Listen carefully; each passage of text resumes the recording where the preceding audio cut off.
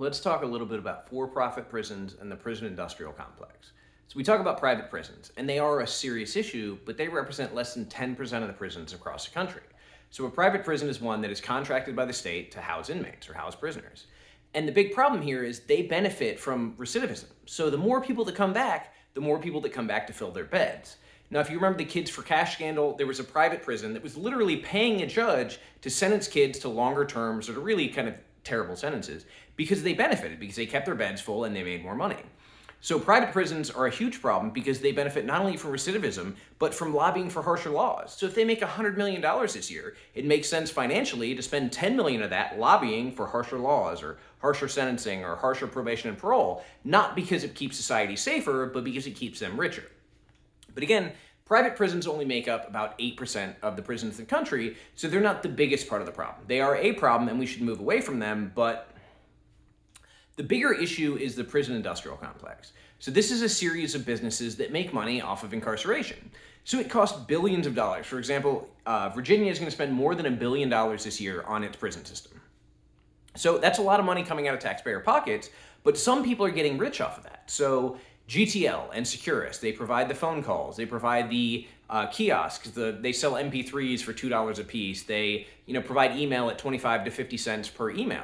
So they make a lot of money off these systems because they say, okay, we're going to put the system in, it's going to cost us $1 million. We're going to clear $2 million this year. We're going to give the DOC a small kickback, but we're going to put a ridiculous amount of money in our pockets. And what this does is this prevents people from having regular contact with their family because it sounds really easy, like only 50 cents an email, that's not a big deal. But if you want to email your family every day, for example, and it's 50 cents out and then 50 cents in, that's $30 a month. Okay.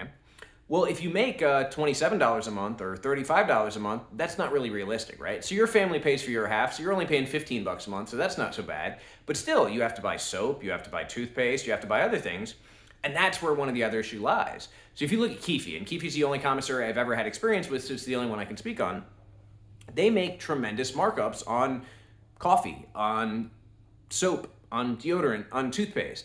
When I was in the jail, a ramen noodle cost $1. Now, explain to me how a ramen noodle that cost this was back when you could get like 20 for $1, cost $1 in the jail. So again, it's a major markup, and each jail and each prison system make a deal with them about how much they can mark up. But as long as they're making a profit off that, what that means is they're making money off of the poorest population, and that money is then not going to phone calls or to education or to books or to other things that it could go towards.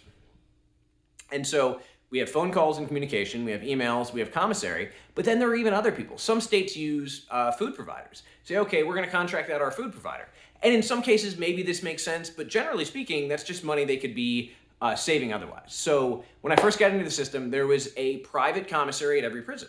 So the prison actually operated the commissary. There was no markup beyond what was needed to operate the inmate commissary fund, which essentially paid for rec material or other things. So there was no profit to a private corporation. There was no profit to shareholders. There was no profit to people that were not directly involved in the process.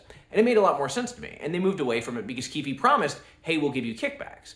Well, you can give kickbacks when you charge way more and you essentially, continue to disenfranchise people financially. So the major issues is, again, those people have an incentive to lobby for harsher laws. So if we know that we can put more people in jail for minor probation violations, even though they're unlikely to actually commit another crime, well, they benefit from that because then they have to make phone calls and they have to buy ramen noodles and soap and deodorant and toothpaste. So if they lobby and the money they spend on harsher laws that don't keep society safer continue to make them richer. And it's just such a problem because we don't talk about it, and we don't talk about the cost side, and we don't talk about the profit side, but no one should profit off another person suffering. That should not be the benefit. So if we have a system where people have an incentive to lobby for laws that don't necessarily keep society safer, but make them richer, and we have a major profit scheme on the backs of generally the poorest population, well, we're not really doing anybody favors. And we're continuing to create a problem because, again, every dollar that's spent making Keefe richer, GTL richer, Securus richer is a dollar not being spent on a book or education or on a Christmas card for somebody's kid or things to maintain relationships. And relationships and education are the two major predictors of success upon release. So unless we can move away from a profit scheme within the prison system, and especially away from private prisons, that again have a great incentive to keep people locked up and get them in trouble and run up good time and all the things that they can do, we're going to continue to have major issues in our criminal justice system.